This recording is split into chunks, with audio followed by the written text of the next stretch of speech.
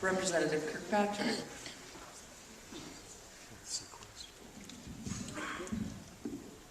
This is a complicated problem, so the question is long. Our economy is clearly changing.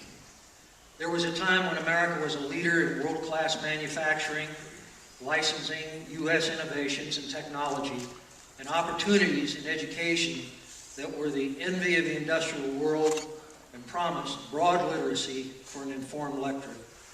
Over the last few decades, Americans have watched our manufacturing centers decline. Our technology replaced first with inexpensive imitations, followed later by pirated products produced in rogue countries.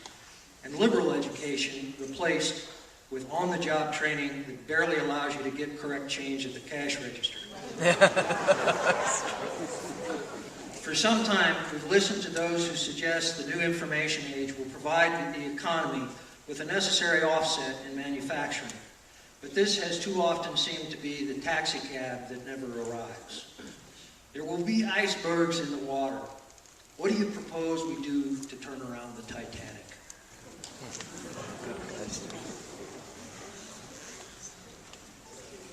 We can get this done. I really believe in American people and our values and our principles.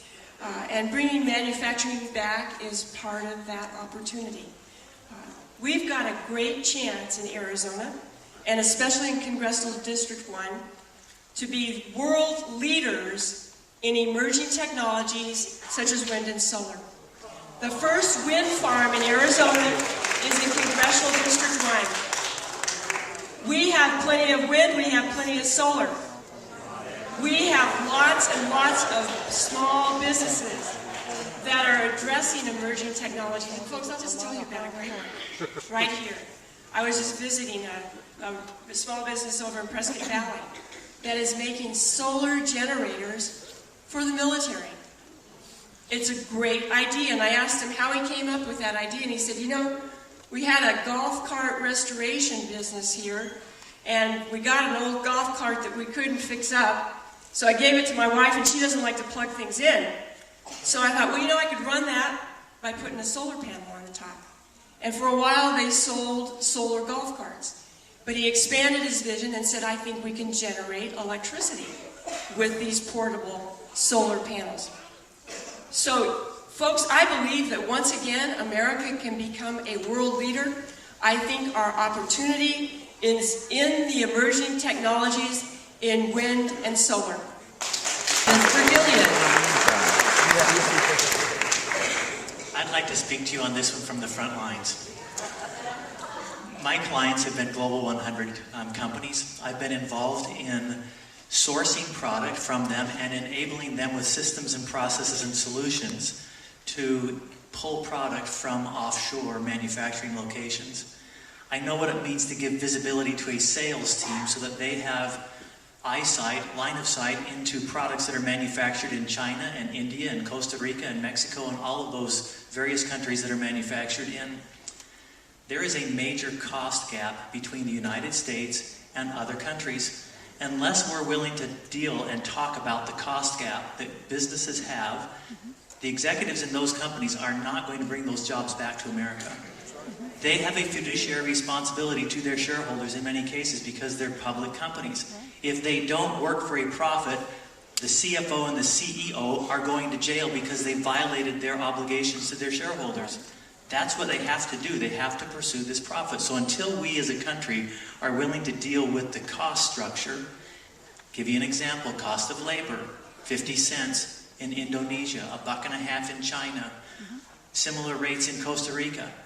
When you have those jobs here in the States at 25, 35, 45, 50 bucks an hour, those executives are not bringing those jobs back. Okay, pragmatic, ugly reality. If we want those jobs back, we must cut expenses and the burdens that are placed on those businesses. Otherwise, those jobs are not coming back.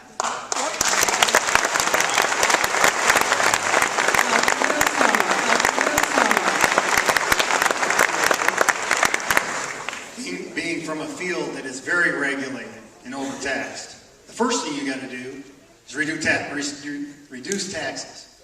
Number two is you have to reduce regulations. You know, once upon a time, we had no EPA. But now we have an EPA, we have a state, we have a county, we have a city, it goes on and on and on. So we have to reduce that and create an environment that businesses want to get back in the entrepreneurial aspect. Secondly, we are the second highest corporate tax structure in the world. No one wants to come here when you're sitting there with that corporate tax entity. And last but not least, we got to revive the entrepreneurial spirit in our children. We have to see what is so rewarding about being able to succeed, but also equally to fail. Because we learn more in our failures than we do in our successes.